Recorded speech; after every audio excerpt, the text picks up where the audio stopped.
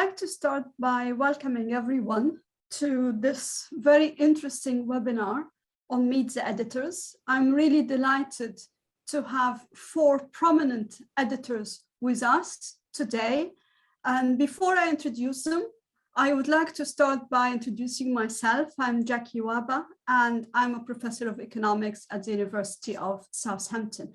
And I'm really delighted to have, 2 editors from the economic journals and 2 editors from the Econometrics journals. So, I'd like to start first by introducing Ekaterina Zhuravskaya, who's the managing editor of the Economic Journal, professor of economics at the Paris School of Economics, and she will talk second. And Professor Francesco Lippi is the editor-in-chief of the EJ, who will start our session today. He's a professor of economics at Lewis University.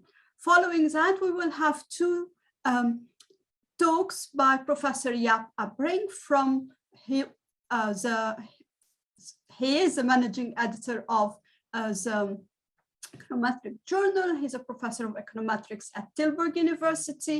And we will also have, Professor Victor Chernozhukov from MIT, who is the co-editor of the Econometrics journal. So we have a very exciting and interesting webinar today. And before we start, I would like to just remind you of a few housekeeping issues. This session is recorded, so please bear in mind that. And also make sure that if you have questions or comments, to use the Q&A and the chat as well. This is really informal, so if you would like to ask a question while the speakers are talking, feel free to raise your hand, and then it's going to be up to the speakers to, pick your questions, but we will have sufficient time at the end as well for Q&A. And finally, I would like to remind everybody about the RES, the Royal Economic Society Code of Conduct, trying to make sure that in all our interactions, the way we ask questions, and also, all our sort of engagement, actually, keeping in mind the code of conduct and ensuring that we're keeping, our sort of best practices. And, I would like to start now by asking Francesco to start our webinar by talking to us about the Economic Journal.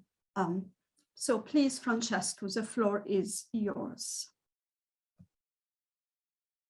Well, thank you, Jackie, and thanks to everybody for agreeing to participate in this meeting. I am, since the last summer, the editor-in-chief of the Economic Journal. It's a very exciting job for me. And the issues that we're going to discuss today are issues that we continuously discuss among ourselves in the editorial meetings. They concern the question, the very difficult question of what makes a paper a good paper. What is it that we are looking for?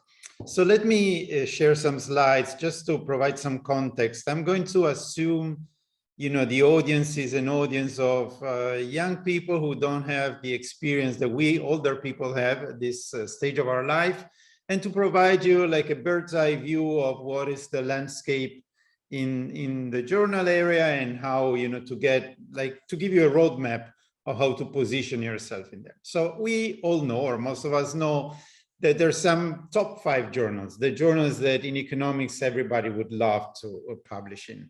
They are the American Economic Review, the Quarterly Journal of Economics, JPE, Econometrics, and Review of Economic Studies. Finance is a bit of a beast of its own, so I'm not going to talk much about finance today. What makes this journal top?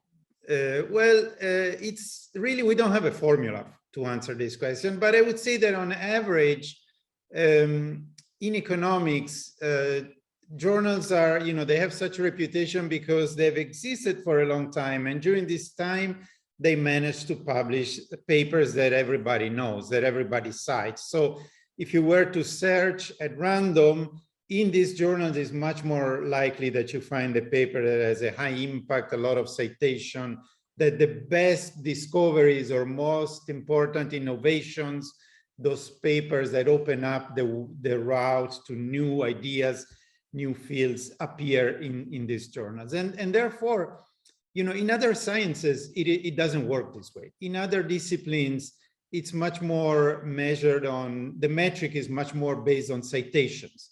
It's not so important where you publish, it's important how much you get cited. In economics, we have, for good reasons, I think, I'm not going to enter them now, these rules. So there are these 5 journals that we all look at as being really the important ones, but of course they do not cover the whole spectrum. There's many other journals, and in particular, conceptually, I would like to distinguish between, you know, the top 5 and then a second tier of journals that are still general interest, followed by a third tier of field journals. So what do I mean? You know, it's not obvious, again, what is the definition of general interest journal? There is nobody that I know in the profession that opens up a top journal and reads it all from page 1 to the end. It doesn't mean that they publish things that are of interest to everybody.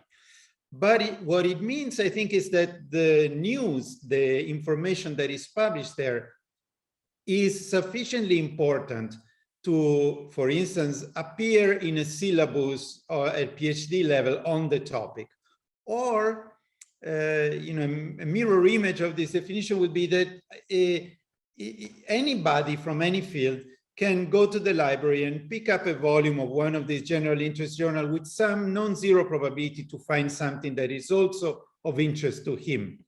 For instance, I am a macroeconomist.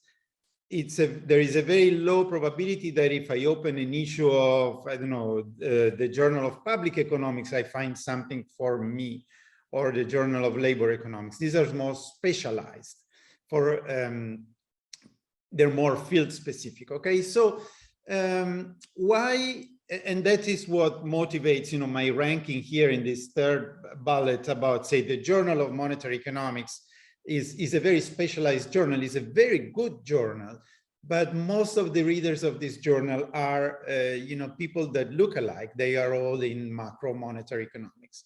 So, for instance, I think it's not likely that my colleague Katya looks at this journal very often, but it's more likely that she opens up the AR and we both look at the AR because there may be things in the AR that interest both of us. So, you know, the idea is very natural, is that you as an author, you want to publish in this general interest outlet because they have a high visibility. And because of this, this is why everybody wants to do something, and it becomes hard to do it. The thresholds for publishing in the top journals are very high. And in particular, you know, my second slide, I'm assuming you see my slides. The life is tougher than it used to be. Life has gotten tougher. There has been a high growth in the number of papers that are submitted to journals. You can see some time series. I think Jaap will show some of them later. But to give you an idea of the orders of magnitude, top journals get something in between 1,000 to 2,000 submissions per year, and they publish about 1/10 of that or less. At the Economic Journal, we publish, you know, we have a flow. Every year we have a flow of about 1,700 submissions, and we publish about 100. So it's between 5 and 6%. Some journals are incredibly hard, like the QJE publishes 44 papers a year. So that's a very small number.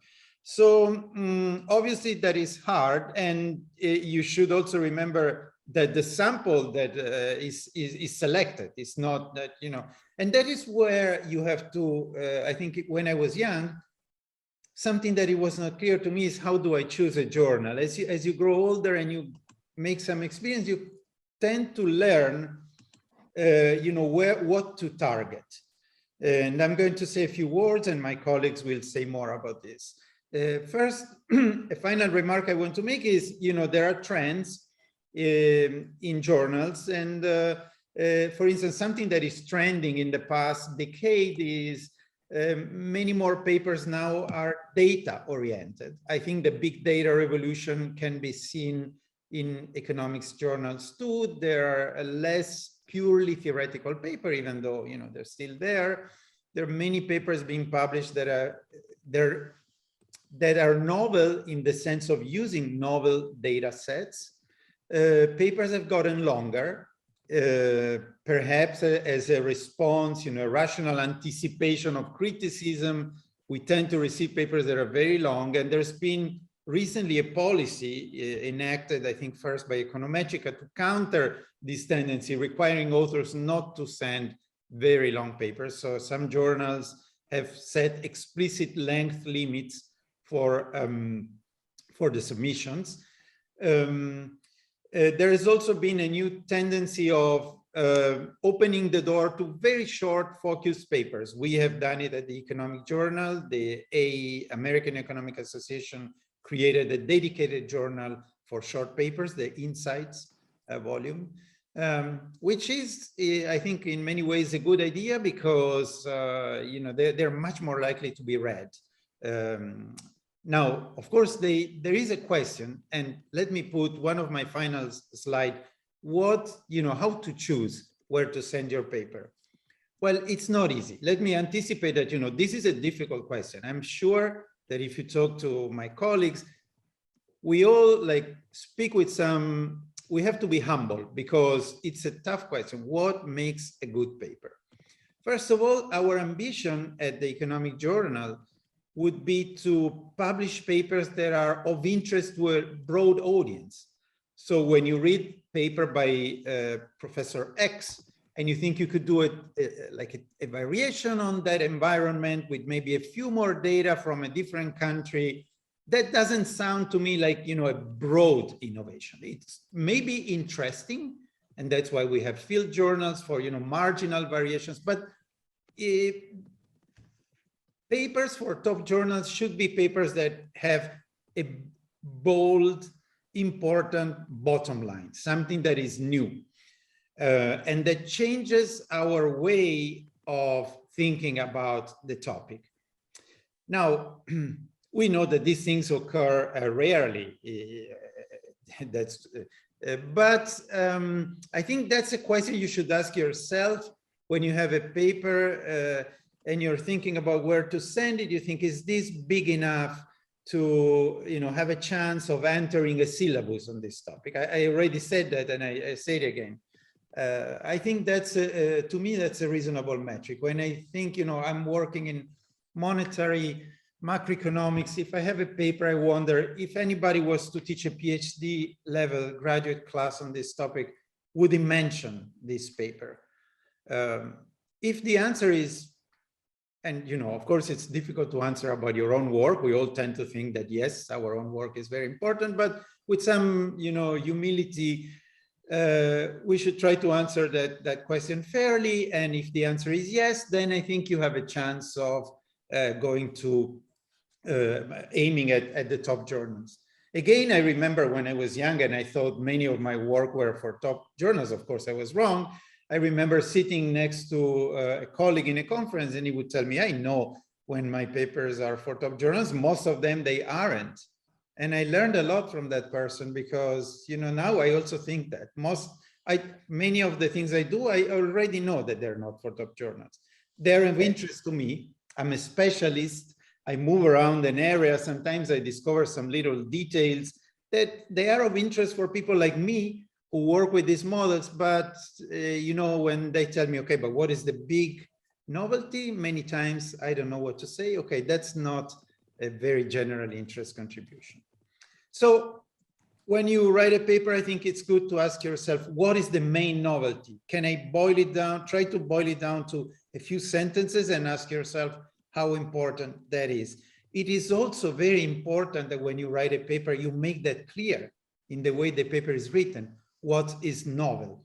Because you have to remember that journals are in the business of pushing the frontier forward. So they're interested in new results. So it has to be very clear from the paper what is new and how that connects what is the anchor in the existing literature. A good paper should be clear about the contents. It should be focused on that content, not too many things. And it should be short as possible. It still can be 40 pages, but not 100. I mean, it depends. And that's why, that's why we open the door to short papers, because sometimes there are short papers. There are points that can be made with a short paper.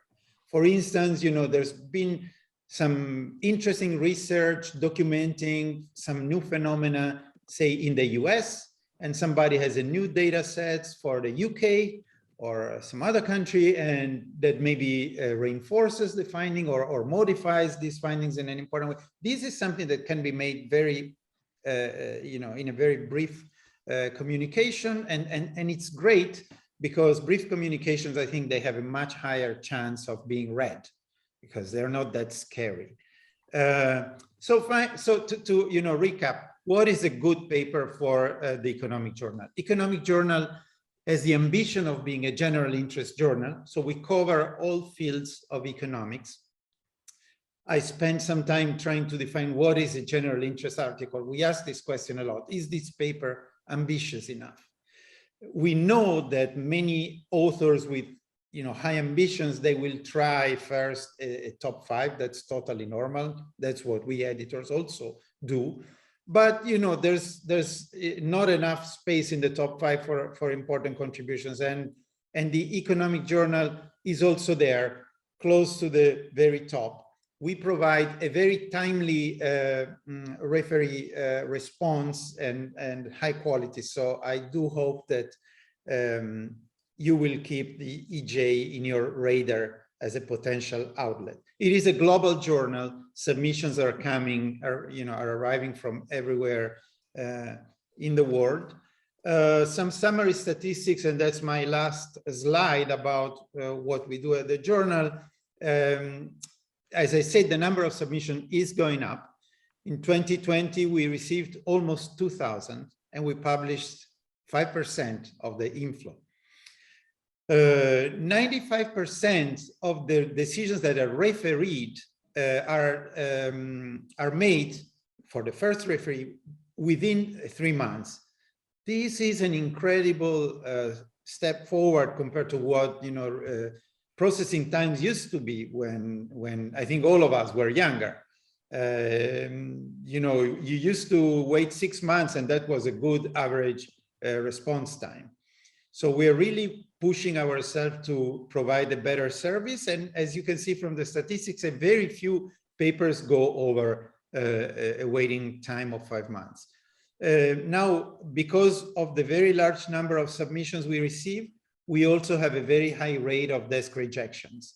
If it happens to you, young authors, to get desk rejected, you shouldn't take it as, you know, as a very bad sign. I mean, we receive way more papers than we can publish. So sometimes in the interest of the authors, when the editor can immediately see that the paper is not a good fit, the editor makes these quick desk reject decisions. They save time to the editor and they save time to the authors. For instance, you know, I will make it many times saying, I think this is a very nice paper, but it's a better fit in a field journal like the Journal of Money, Credit and Banking or EJME than a general interest journal. Now, you know, the bottom, I think the rule number 1 for a young author is to develop a thick skin. Everybody gets rejection.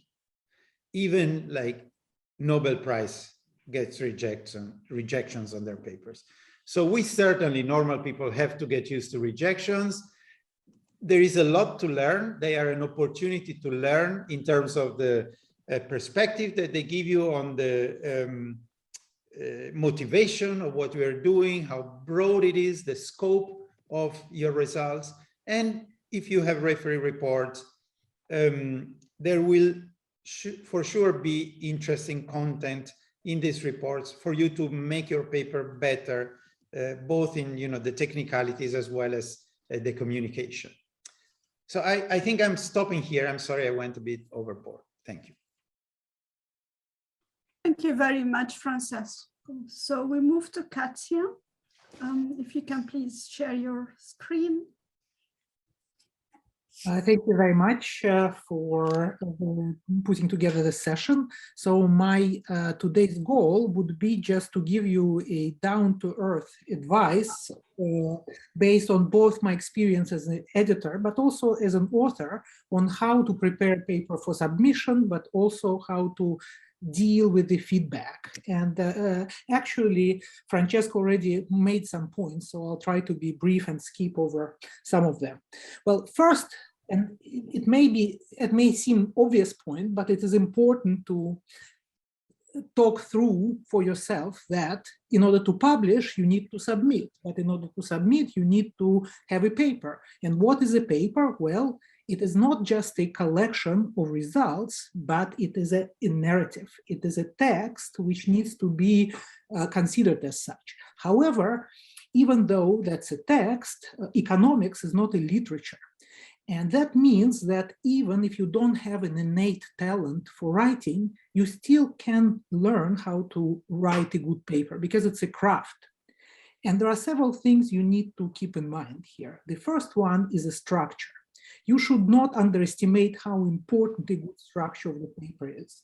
And you should not invent the wheel here, because normally papers in economics have a standard structure. Of course, it varies from discipline to discipline, but you need to look for examples of the well-published papers in your area to see how these papers are crafted.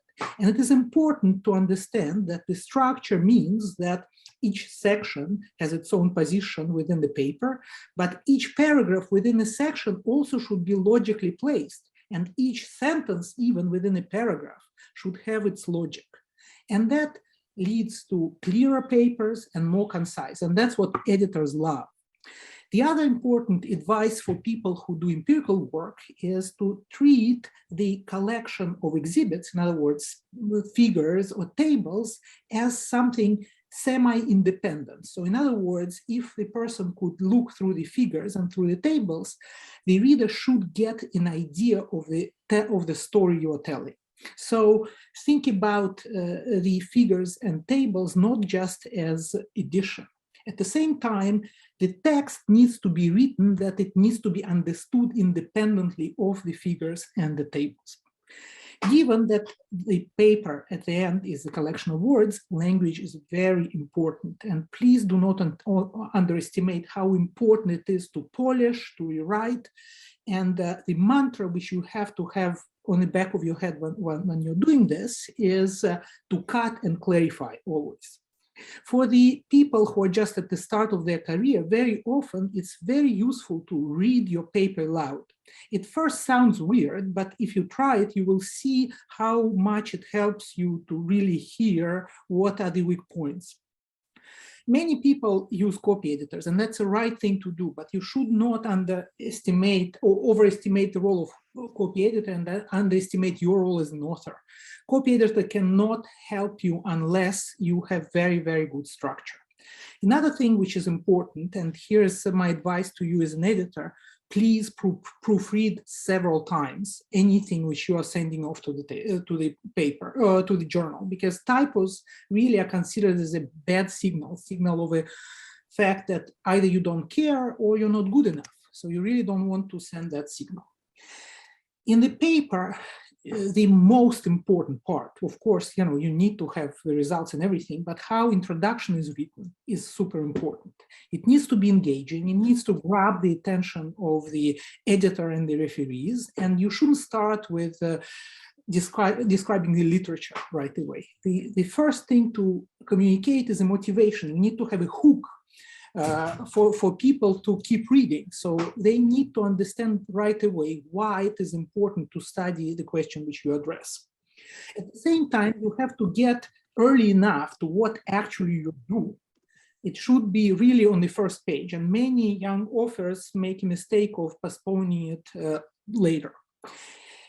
Introductions should be short. Editors hate lengthy introductions. At the same time, it can't be non-informative. In particular, need to aim for the following goal, that reading the introduction alone should be enough to really have a pretty good idea what you do. it shouldn't, of course, say what the research question is, what the contribution is, but it also should be clear about the method, and for example, if it's an empirical paper, the data identification strategy, and obviously result in all cases. Another very important advice which I would like to give is the following, that contribution needs to be really explicitly formulated. Many authors make a mistake of just listing literatures that their paper contribute to. That's not enough. You really need to explain how your findings advanced our knowledge on this topic compared to what already exists. Many people in the beginning of their career actually use a special section for the literature review. That's something which you shouldn't normally do. It should be integrated into introduction. It should be short, but at the same time, it should really highlight the differences between you and the rest of the literature. At the same time, sometimes I know that people play so-called citation games, try to strategically choose citations or omit citations. That's a really bad idea because editors normally and referees can see through that immediately. And you don't want to send the signal that you're not sincere. So now let me talk about, if you give basically a few remarks on what you do once you get some feedback from the journal.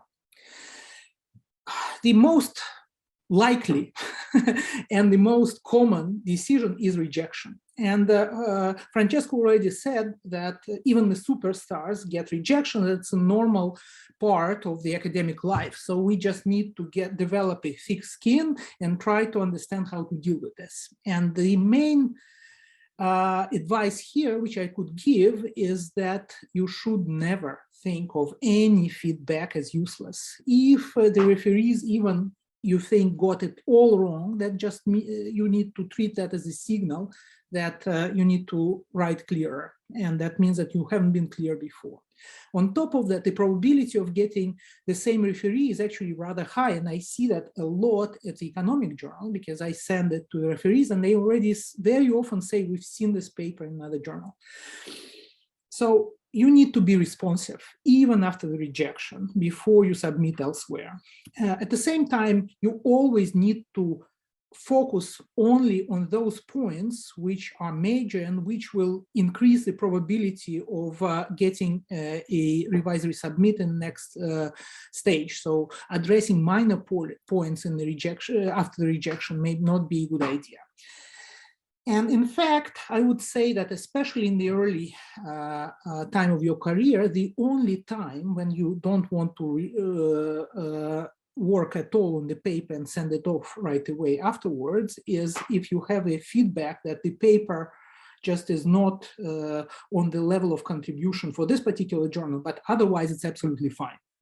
Then you want to send it off right away. Of course, after the desk rejection, it's a little bit different because sometimes the reason why it is it happens is that indeed the scope of contribution doesn't fit. Then you should send off right away. But before, of course, you should make sure that introduction is written clearly.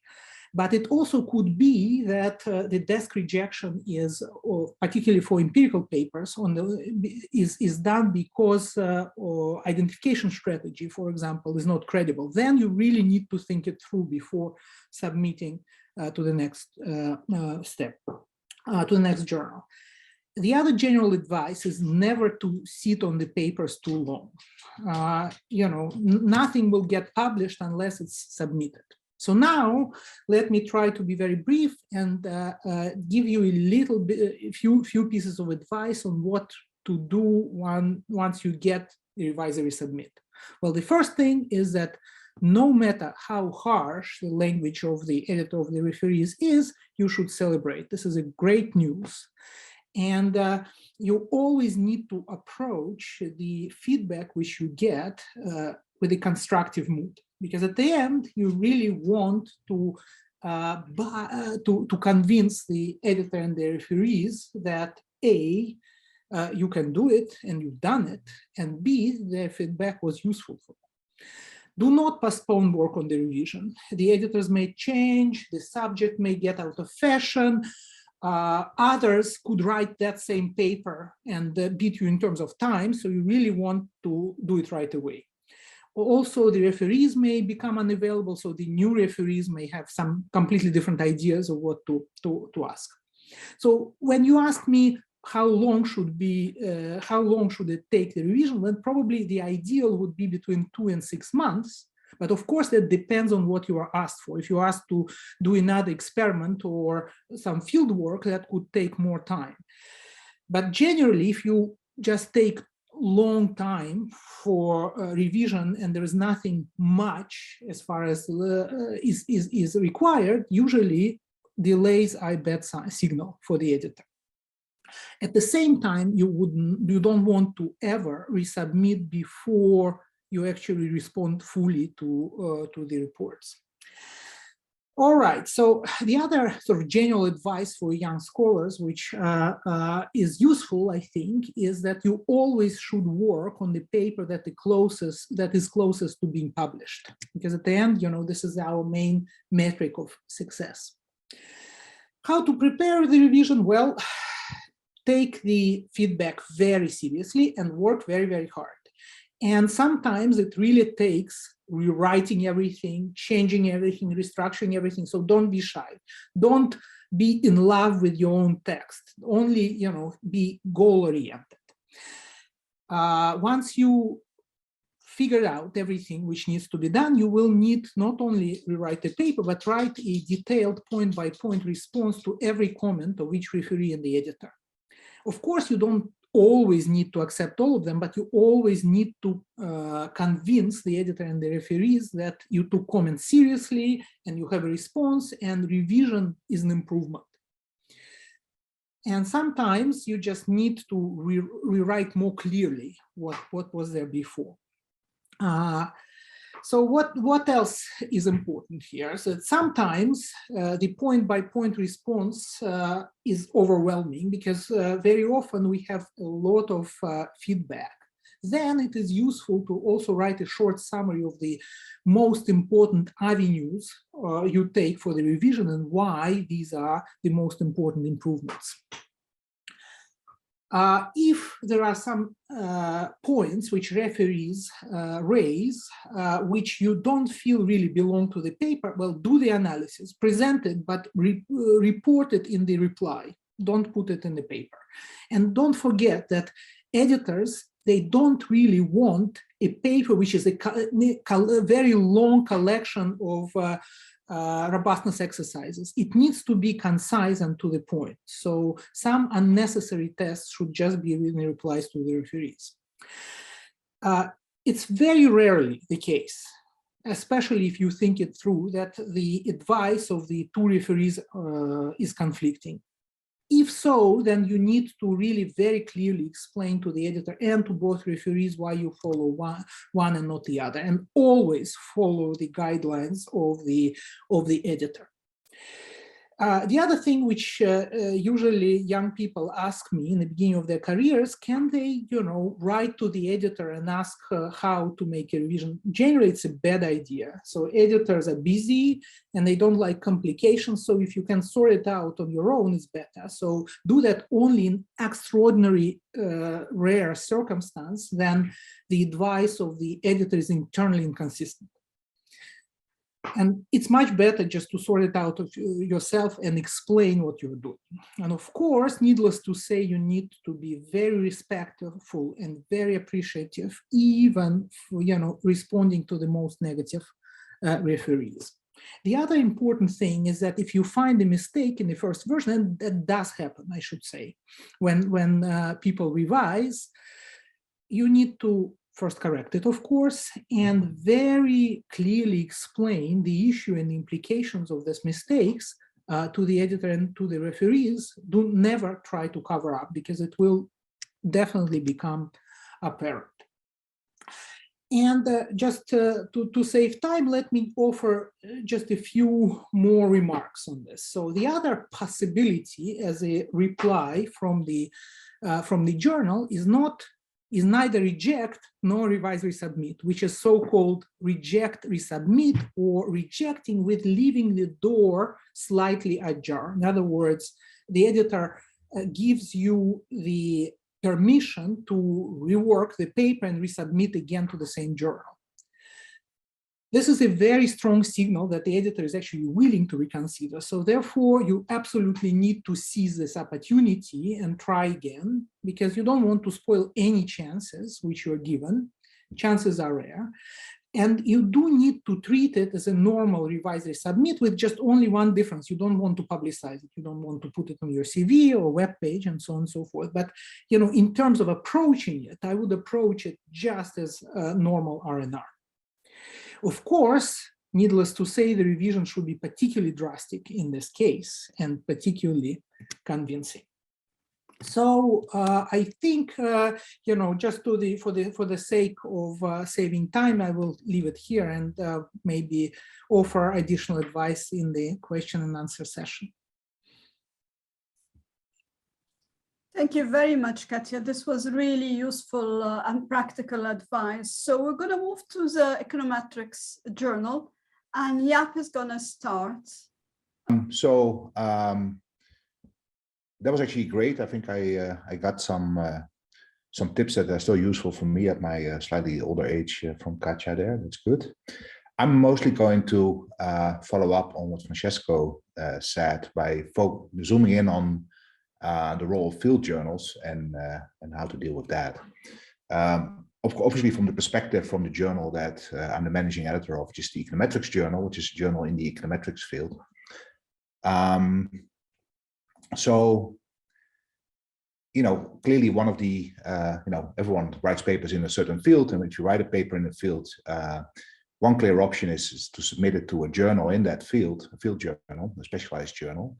I've highlighted here in yellow, orange, some of the main field journals in econometrics, and I will talk more about that in a bit on the next slide. But of course, that's not, like Francesco explained, that's not the only option available for your paper, right? If you write a paper that, even if it's in a narrow field like econometrics, that you would think is of broad interest to the profession, that any economist should read to improve their work, then in principle, it could go to a top 5 journal, or more generally to a general interest journal. And indeed, even journals like AER, JP, and I should say even QGE very occasionally publish econometrics papers that often then are quite impactful. This is, however, very rare, and especially in Econo, it's rare to get any paper published there, as Francesco explained, but it's definitely rare to get an econometrics paper published there. Even though some journals like the JPE are explicitly inviting papers in econometrics and have editors that are actually econometricians, but it's a very tough call. So they're not on this list, but one top 5 journal that is on this list is Econometrica. And that's clearly, for many people in econometrics, an ideal outlet for the econometrics work. It's a general interest journal, but by its very nature, being the journal of the Econometric Society, it publishes a bit more econometrics than the other top 5 journals. And of course, you may want to publish in that. Now, like Francesco explained, not every paper is for a top 5 journal. And even if you think it is for a top 5 journal, it may be rejected there. So eventually you also have to consider other options. Now, before you jump to field journals, there's at least 2 types of other options. And again, I'm using here the example of econometrics. One other option is to take a slightly more specialized journals, but are not particularly field journals. And one example is at the bottom here, Quantitative Economics. This is one of the 2 more specialized journals of the Econometric Society.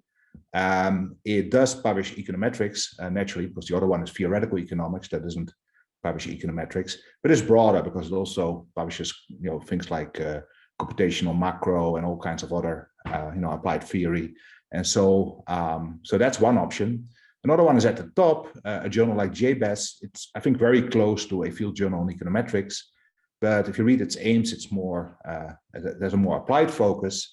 But it does publish quite some econometrics as well. So I think it's a bit more broad and very clearly a very good outlet for econometrics as well. And then there's another option, which is to go to an adjacent field. For instance, if you're in IO, you may want to send some of your papers to marketing journals, and many people in IO do that. Now, if you're in econometrics, a very obvious place to send your papers is statistics, right? Because econometrics has lots of statistics. And definitely the main journals in statistics, IASA, JRSSB, to a lesser extent, the Annals of Statistics, publish quite a few papers by top econometricians, and also read by economists if they need something from these econometricians. Now here, I guess one consideration generally is that you want to make sure that your work in econometrics, in this case, which is supposed to help economists doing empirical work, is actually reaching those economists, right? And so the further you stray away from economics journals, the more likely it is that they may not actually see your work or appreciate it as much. And for instance, your seniors in your institution, when they decide on tenure, may not appreciate it as much.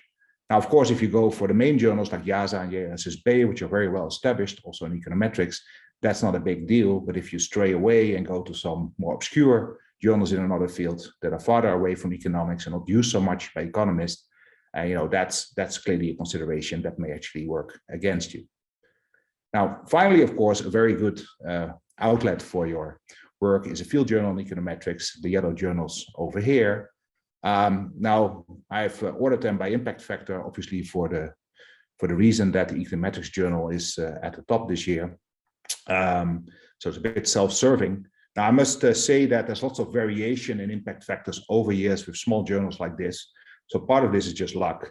But also, I think, in part, it reflects an agenda we have been pursuing over the last 5 years, after in 2017, changing the focus of the journal to focus on smaller papers and more focused papers, one issue that came up before, and also focuses on econometrics that is of applied value.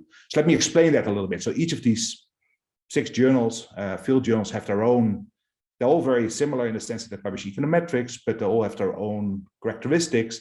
And it's always important before you submit to check whether your work actually fits the aims and the procedures of that particular journal. So what about the econometrics journal? Well, for the last 5 years, we have been seeking focused contributions to econometrics of applied value. And these are the 2 key words. So we try to battle this tendency that Francesco noted to write larger and larger papers that provide more broader and more exhaustive treatments of certain topics, and instead try to get well-focused contributions that are relatively short. And then econometrics, one thing that one former co-editor debated quite heavily a few years back is that a problem that happened in the past is that some of econometrics seems to have strayed away a little bit from empirical economics, and therefore has lost some of its relevance. And of course, some other econometrics has not. And very clearly, we have made a decision at the Econometrics Journal to pursue those papers, that work, that research that is of value to applied and empirical economists.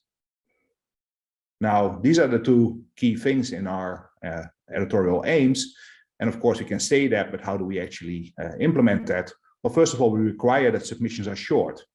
At least that helps a little bit in making them focused.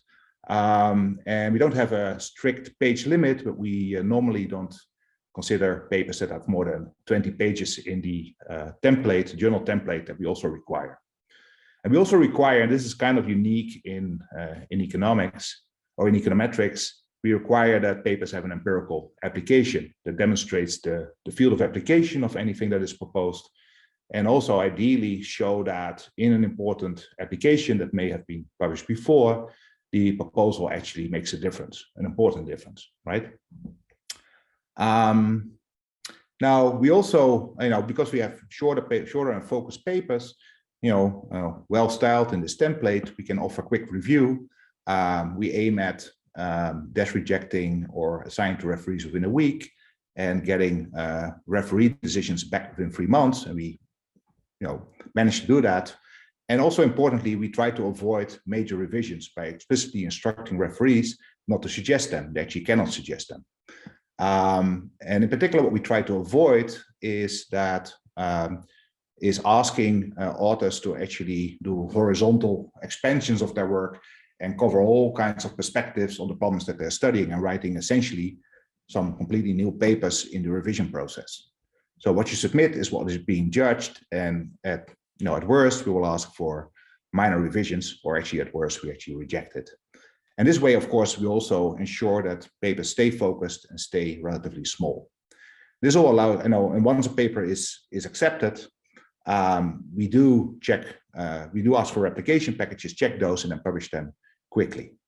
Now, I want to talk a little bit about replication packages. There's a bit of a side street here, but that's something that is both relevant to the Econometrics journal, but also to economic journal, and also more generally to the profession. An important development over the last maybe decade or so is that that economics journals increasingly require but also check replication packages. This is something that should be on your radar when you start working on a project. Now, particularly at the Royal Economic Society, the Econometrics journal always had a replication policy, but pioneered checking replication packages 5 years back in 2017. Early 2017. This has led to routine replication checks both at EJME and at the Economic Journal, now by the Society's data editor, which is now Joan Liu. And all replication packages which are required are checked for completeness, proper documentation, and functionality. So they're complete if they have everything that they need, including data, but also all code. They're properly documented if it's clear from the package how to get from the source that's there to everything that's in the paper. And ideally, you would do that by coding that up so that there's no room for ambiguity, for instance, using the make utility, right? And they should be functional in the sense that they actually do reproduce what's in the paper. What we don't check is whether what's being done in the paper and being coded up actually makes sense. So whether the methods are good or better methods are available, just check whether it's functional, okay? Now, this is now increasingly common in economics, and this has some implications for how you should approach replication packages. And I think you should be proactive when it comes to replication. And first of all, when starting a project and working with data, consider the formal options for sharing and reusing your data. Some data are just publicly available, others are only available through some procedure at, say, a statistics agency, and some others, again, are proprietary, right? And this may affect your publication options given this increased requirements that you submit data to journals or provide access to data. So make sure you're aware of what your options are. Typically, proprietary data can be a real problem, but you can check with journals what the issues are. Public data are, of course, always fine. Data that are available through a procedure that's transparent and equal, say at a statistics agency, they will typically be fine, but it's really wise to check so that you don't work on a project and end up not being able to publish it where you want. If you need to ask for an exemption, for instance, in the Econometric journal case, if you need to ask for an exemption because your data come from a statistics agency and can only be accessed through some procedure, you have to typically do so when submitting your paper and not at the end of the process. And so to not annoy editors, you should do that and you should think about it early on. And then more generally, it is actually wise not to start working on your replication package when your paper is accepted or conditionally accepted and editors ask for it, but to do that early on in the process, right? If you have a replication package ready, in particular one that has the entire process from source to results in the paper coded up and maybe automatically inserts them in the paper, that allows you along the way to minimize mistake, enables you to do something that you will have to do more often than you probably believe, a quick and frequent recompilation of your paper if you change something, and also helps you maybe garner interest in your work. For instance, in Econometrics, providing code that is easy to access actually may make people use your proposals. Now, further detailed guidance can be had from data editors. They often have some public information on that. For instance, the AEA now is also very active in this, and they have nice blogs and websites. So to wrap up, just some statistics on the Econometrics journal. So like I said, we have, we have seen some major developments in 2017 since we had this new focus on shorter papers, more focused papers, and econometrics that matters to applied research.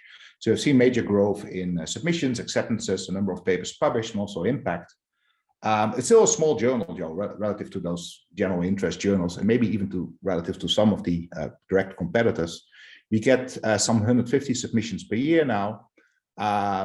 These are only the submissions that comply with our rather strict submission guidelines. So we also reject many more submissions that come in and that don't use the template or have other issues, right? We get some 150 serious submissions per year. Half of those are rejected, and most of the other half get decisions within 3 months. You can actually see that in the cumulative duration distribution graphs in days to the right. This is for years. The two distributions, the black and the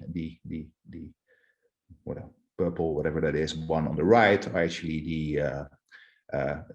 the CDFs of the time to decision before 2017. You can see that it took way longer back then for papers that are refereed, right? Not the rejected papers. And then you can see the black line is for the last year on which we have data. You can see that that more than 90% of the papers refereed papers get a decision within 3 months, and very few go beyond 4 months. So that's very good.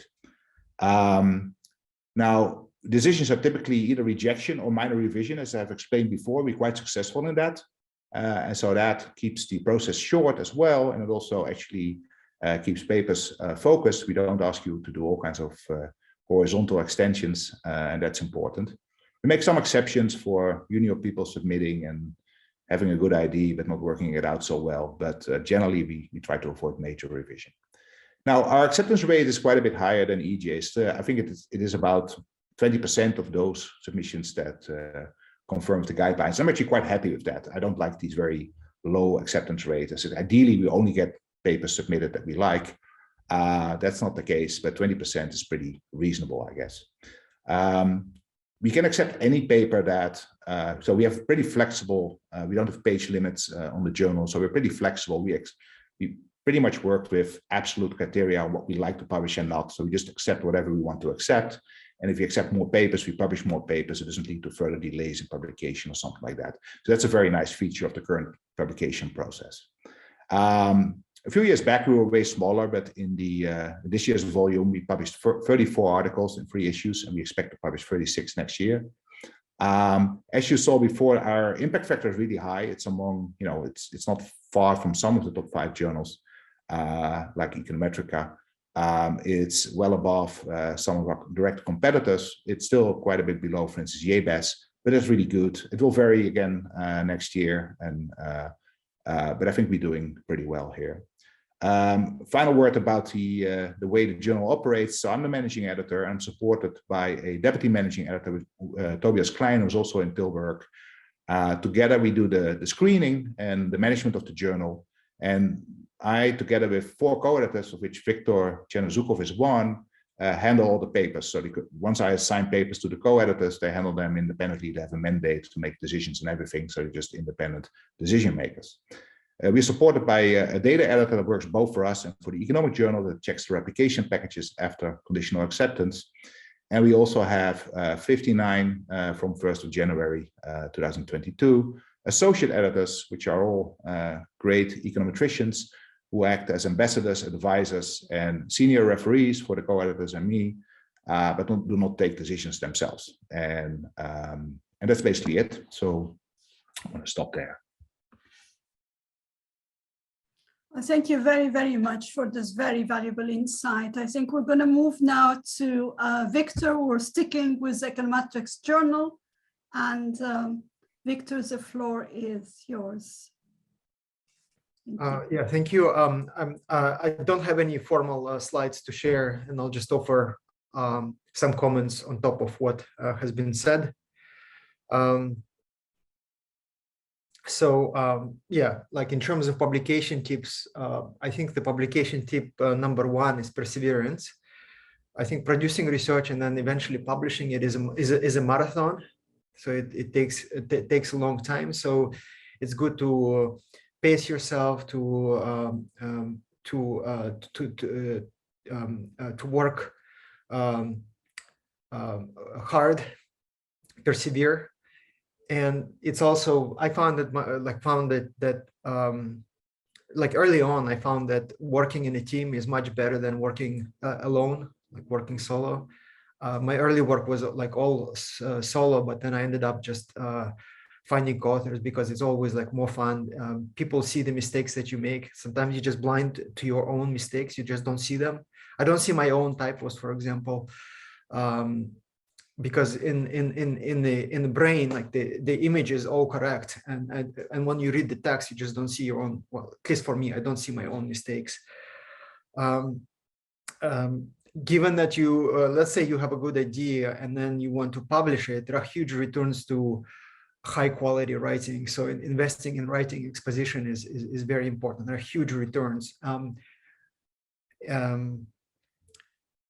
And I would like to advertise here Katya's slides. So if Katya could share, and maybe we could post on the website as well, like the slides on how to do the writing. I think these are excellent slides. I was writing down some points for myself as she was presenting.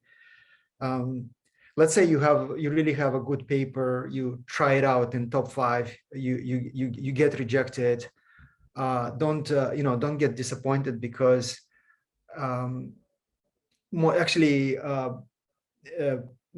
like, let's say I'm talking about econometrics. Actually, some of the key papers that were groundbreaking in econometrics actually were not published in the top 5. They were published in the field journals. Some of the most path-breaking work on semi-parametric econometrics was actually published in Journal of Econometrics, for example. So it's not the end of the world if the paper doesn't get into top 5. Another point that I want to make is that the median number, like somebody told me that the median number of sites that a paper receives in Econometrica is actually 0. So basically what this means is that even like in this top 5, like most of the research, the research that is published is good, it's well crafted and so on, but most of it is not that important. So like maybe that gives us some peace of mind when our good paper gets rejected from a top 5. Another point that I wanted to comment on is like, when do we appeal the decision, right? So you submit your paper, you get let's say you get the rejection back from the editor, you see the referee report. I think like it's kind of hard to appeal the decision when all the referees are recommending rejection. They are negative. In that case, yeah, the referees might be wrong or something like that. Then appealing the decision in this case is going to be, it's an uphill battle, because the editor is unlikely to overturn the decision. If you're close to the fence, so to speak, and you see that the errors, so the referees made some clear errors, right? And of course, the referees are humans. They only have maybe a few hours to review your paper. And by contrast, you spent like maybe two years writing your paper. They make mistakes, and in those cases, I think it makes sense to appeal. It often doesn't work, but I've seen it also working in practice. And the way I learned that it's possible to appeal is actually through the senior folks, right? When I was junior, people were telling me, "Oh, don't appeal, like don't complain." And then but then I saw like the senior people were complaining and appealing, and I thought, okay, maybe my advice from now on for the junior people is to if you see like a clear mistake that in the referee's report that led to a rejection decision, I think it makes sense to complain. And in Econometrics journal, we are much more lenient, right? I think we give much more slack to the junior people. So it's not it's nobody's going to get upset if there's an appeal, a formal appeal for the decision. We'll just take a look at what happened, and then we might reverse the decision, and which, by the way, did happen in the past. I personally revised my own rejection decisions. And as a referee, by the way, I also made some mistakes as well, where I thought that, oh, this paper doesn't make a good contribution. And then I realized later, oh, you know, I made a mistake. So it sometimes makes sense to appeal. That's it for me, and I guess we are moving to Q&A if there are further questions on any publication tips. Would be all happy to answer those questions. Thank you very much, Victor. Yes, so the floor is open for questions. Please raise your hand and you know, feel free to ask any questions you have.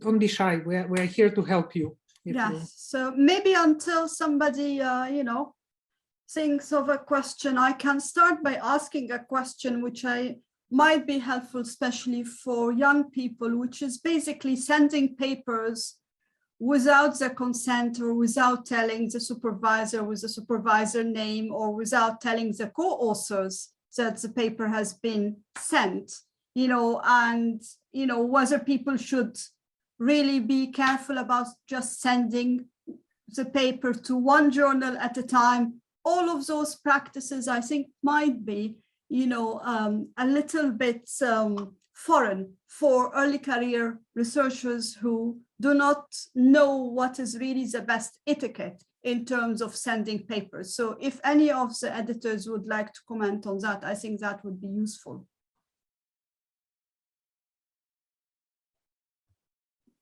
Katya, please. All right, so let me just reflect on some of this very important questions, Jackie. So the first thing is, as an advisor, I have to say that I have actually been in a situation where one of my students submitted a paper to a journal, then it was rejected, and then he or she resubmitted it again to that same journal, indicating the other editor. So that is something, and that student just did not realize that this is a really bad idea. I would like to stress that this is a horrible idea, because actually what can be done is that you can be banned from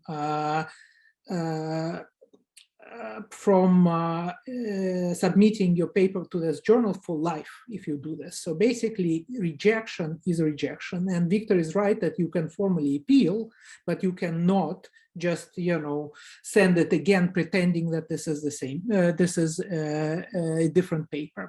It is important that when we journal as an editor get papers, we see the whole history of the authors communicating with the journal immediately, and you need to recognize that. So Jackie also was asking about whether it may be possible to submit a paper to several journals at a time, if I understood your question correctly. Well, that is a really bad idea again. So we are in the business where each journal really, you know, invests a lot into reviewing the submissions, and that can only be reasonably done if the journal is reasonably sure that you know, the author is committed to publish there. So the rule is that if somehow, and you know, the world of economics is small. So it could be the same referee who would get it in two journals. If you try to attempt this, this will immediately come out, and that will have horrible, horrible consequences for the rest of your academic career. Basically, again, it is not uncommon to be banned forever from these journals if that comes. On top of that, immediately if that happens, your advisor gets a call. And that also has some very important negative consequences for the market. So what you never do is to send the same paper to the same journal if it's been rejected, and you never send in two journals at the same time. So it needs to be consecutive. So the other question which was asked is how to make decisions where to submit, whether you want to consult your advisor. Certainly you would. And as far as the co-authors, well, you know, each co-author has the same ownership of the paper. So each co-author individually is actually responsible for the entire paper, but also, you know, you have collective responsibility. In other words, you cannot possibly, some of the co-authors cannot send a paper without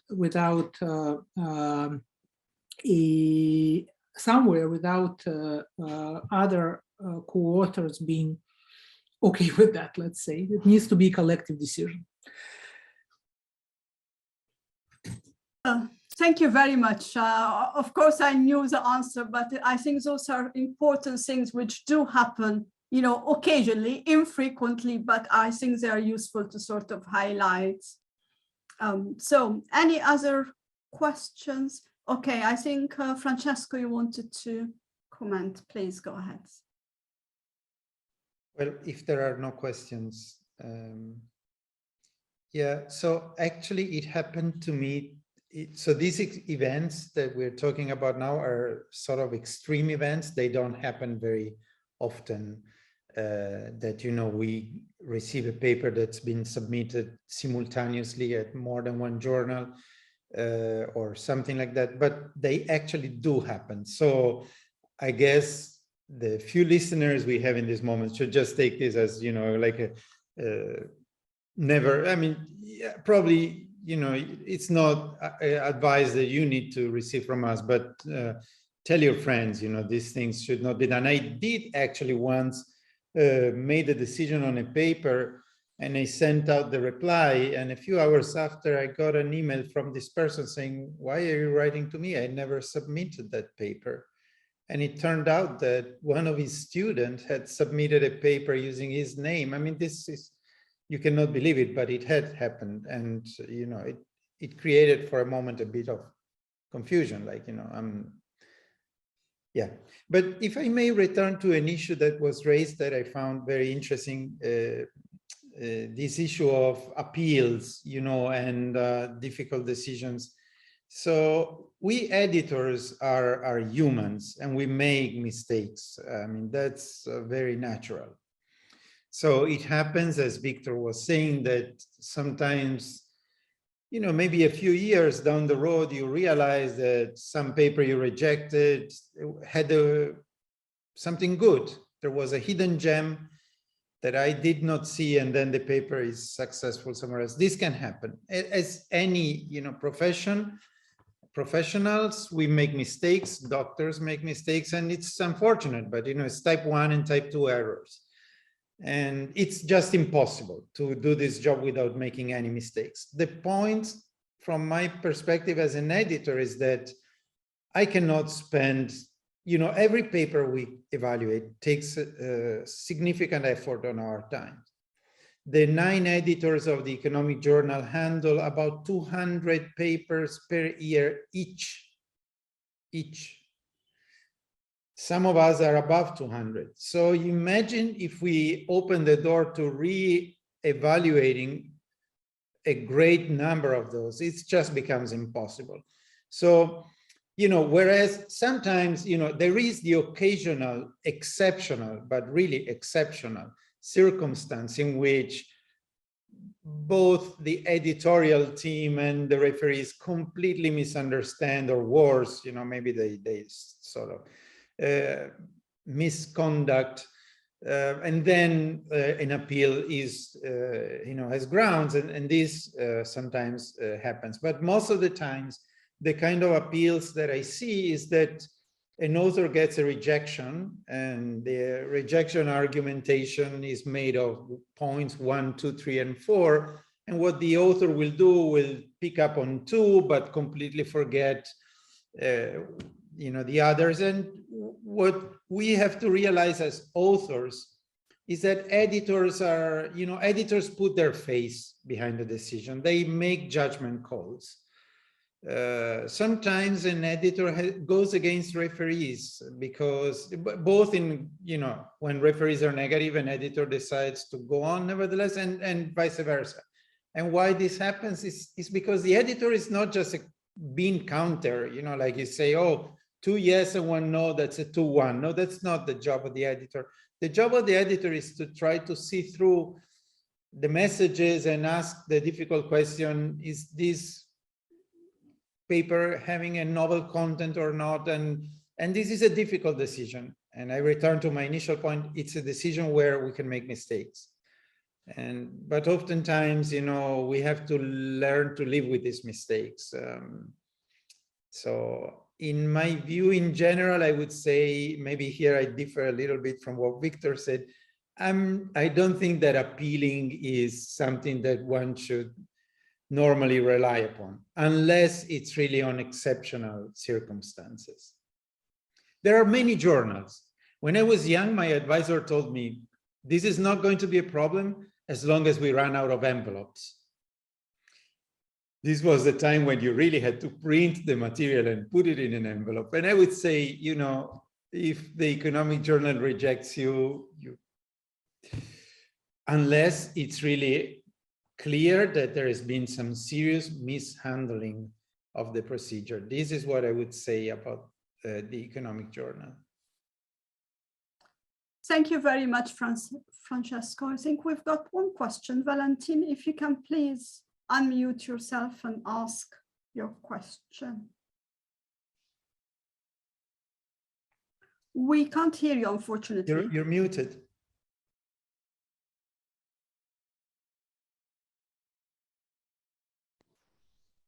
And now? Yes, it's fine now. Thank you. Oh, great.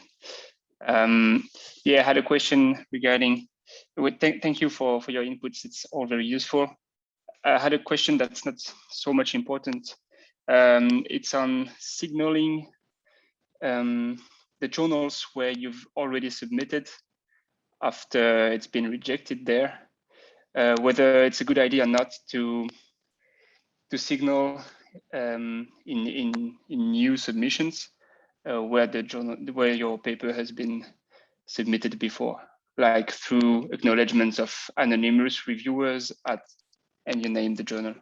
I don't see it made, but I can't really find why it's not a good idea to be perfectly transparent there. Okay, who would like to answer this? Jaap, please go ahead. No, just one part of the answer is that we do actually, at the Econometrics journal, and I think other journals do that as well, allow you to not just signal what has happened before, but also to submit whatever information is available to you. So it could be referee reports, editorial letters. So we sometimes get something that's rejected, say at Econometrics or some other journal, and people would get pretty positive. I mean, of course, it's a bit strategic, right? So if you get if your paper is completely trashed as being wrong and unimportant, you should probably revise it and make it better and not send it through with the reports. But what often happens is that, say Econometrics you would get very constructive feedback. It all looks good. They kind of, you get an editorial letter that's kind of nice, and then it may be clearly working your advantage to actually forward that, right? And this is, I guess, stuff you can forward. And we do at the Econometrics journal, we actually allow you to do that. It's on the website, on the submission guidelines, that you can actually do that. And it's appreciated because it helps us speed up the process. Some other journals actually have this instituted, right? Like, at the AEA or at the Econometrics Society, if you get rejected at Econometrics, you can have all the material forwarded to the editors of the other journals of the society, and this AEA does the same.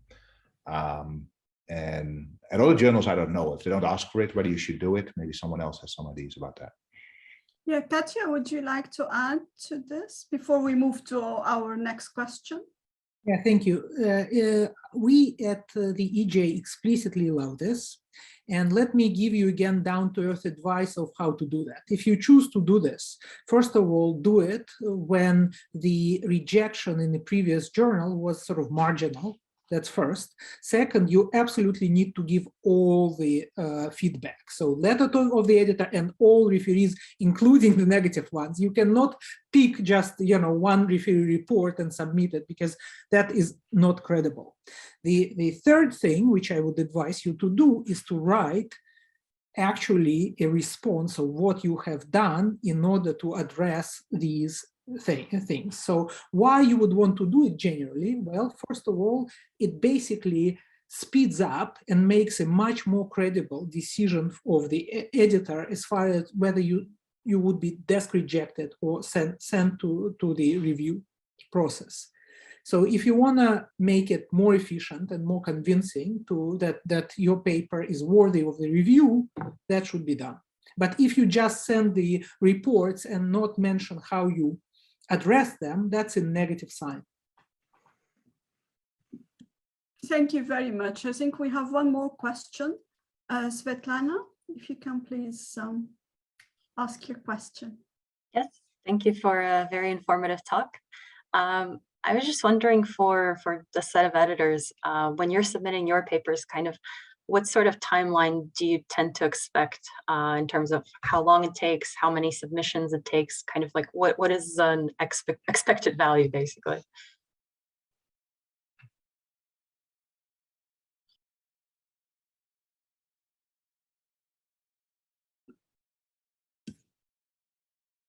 Okay, let me try my, so the question is about the probability distribution of outcomes of submissions. You want to know when you submitted, how, so, as it was mentioned before, with these journals that we're talking about today, the Economic Journal and the Econometrics Journal, the turnaround times are relatively quick. So you submit your paper and within 3 months, in 95% of the cases, I would say, you have an answer. Now, that shouldn't give you the idea, okay, this is going to be quick. So perhaps one strategy is I try, and then after 3 months, if it doesn't work, I do something else. That's a bad idea. In my view, something that you should keep in mind as a young author is that you only have a first submission once. Once your paper is rejected once, it sort of sticks. The probability that in the second journal that you try, there will be some overlap with the reviewers, and the reviewers getting back to the editor saying, I already saw this or something very similar and it was rejected. That's not a very good signal. Again, it's not a deadly signal either, but don't do it. Send your paper out when they are unimprovable. Maybe details, but you should send your paper out when you think they're really good. In general, when I submit my papers, the rule of thumb is the bad news typically come fast. You get desk rejected in a few days. You get rejected, say, in months. Sometimes, but again, there is no rule written in stone, but when it gets longer and longer, it means somebody's waiting. So, but I don't know what you can do with these kind of descriptive patterns, and maybe it's just idiosyncratic to me. I tend to notice that when something gets long, probably they're working on it, so it may not be bad. But, to you as a young author, the suggestion is put a big effort in preparing your papers. Don't submit the paper before you have presented it as much as you can to the knowledgeable person that can give you valuable feedback. It's true that we learn from referee reports, but you learn even more from, you have to try as much as possible to anticipate these criticisms. That's why presenting a paper is great.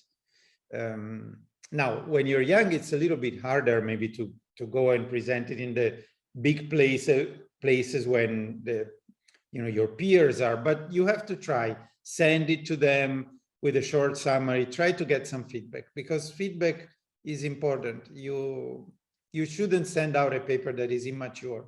This is my strategy, at least. We do not receive many papers, again, sometimes one may think, I thought this when I was younger, oh, I have this kind of half-baked idea, let me write it down more or less, and I send it to the journal. If the journal thinks, oh, this is good, but do also an empirical part, this doesn't happen. You send something half-baked to the journal, 99% of the cases, the editor will say, no, do it well, and then, So a journal is not like, a consultancy firm that you call up for some suggestions. It's more like you do everything and then they'll sort of record it for the posterity. Thank you. Thank you. Katya? May I add to this? So first of all, I couldn't agree more with Francesco about the fact that, journal submissions are not to get comments. So you really need to get your papers to the best state before submitting. However, suppose you have great paper. So the question is, what are the chances that it's actually going to get revised if you submit? And if you ask me, I probably usually think that, okay, if the paper is just super great, really, then it probably is about like 10% chance to get in any of the top 5 journals. So if it's really top 5 journal quality, that I would say it's 1 out of 10 chance, more or less. So what that means essentially is that you need to realize that the law of large numbers is the only thing which is going to help you, because you need to have excellent papers and you need to have many of them. So if you at every point in time will have 5 great papers submitted, you will do great. So that's basically advice. You need to be productive, and that's the only real answer to get to the very top. Thank you. Any other questions or any other comments by the editors before we wrap up? So if not, actually, I do have one comment for the, thinking about the young authors out there. I couldn't agree more with something that Victor, I think, said before, that number one ingredients in being successful at publishing is perseverance, or you use a word like that, Victor, I think. You have to, so another mistake I made when I was younger, I made many, as you can see, was to think that the paper was to have a good idea. And then, maybe you prove something and you have a theorem, that's it. That's like when you're there, you are not even half of the job. You have results, then you have to write them, you have to connect them to the literature, you have to make, understood by people who are maybe not familiar with the way you're doing things. A paper is really a lot of work. And I think the number one ingredient for being successful is to work. We are not a profession. I think actually there is no profession like that, where, you have some genius idea. Oh, I'm thinking I'm going to do this painting, or I'm going to do this symphony. I have a motive in my ears. It's not like that. That's the beginning, but then it takes like years of work to polish and refine like a good product. And so we are in this business. We are in the business of, putting a lot of time and effort to distill something that is good. So don't rush and work hard. Thank you. So thank you so much. Thank you to the editors. Thank you so much for your time, and more important, for your such valuable, insights and advice, which I'm sure is going to be really useful, not only for the participants, but also for those who would be able to listen to this recording as well later. So I would also like to thank the European Economic Association, the Royal Economic Society, and the Spanish Economic Society for coordinating the EJME, and also all the participants who've listened to us, who've asked questions, and also to remind the participants and the audience that there will, the recording of this session will be available in a few days' time. And thank you very, very much, everybody, for, being there and for all the comments. Thank you.